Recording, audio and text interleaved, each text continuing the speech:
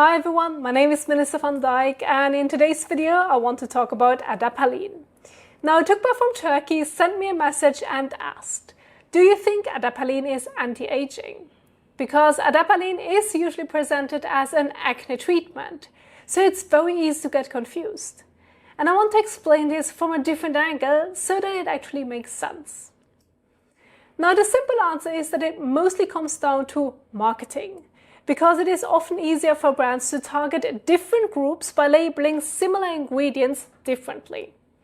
So one becomes for acne and another one becomes for anti-aging, even though the underlying mechanism can be very similar or sometimes even the same.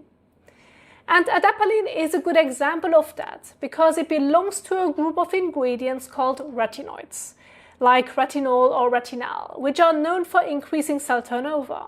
That basically means your skin renews itself more efficiently. And that doesn't just affect acne breakouts, it also affects how your skin looks and feels overall.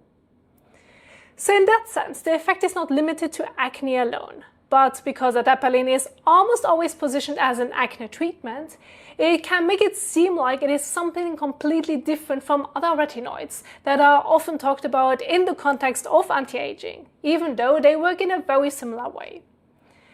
So essentially, you are not really comparing different types of effects. You are often just looking at different ways of presenting the same type of ingredient. And that's also the important part to understand, because you are the one being targeted here and you are the audience this is designed for. And I think once you see that, it becomes much easier to understand why things are presented the way they are. And that doesn't mean that one is better than the other one, or that one can only be used for one specific purpose. It just means that the way it is presented can influence how we think about it.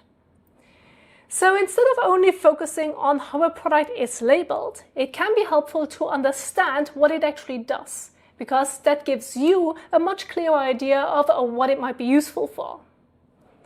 Now, I hope this answered your question. Thank you so much for watching, and I will see you in the next one.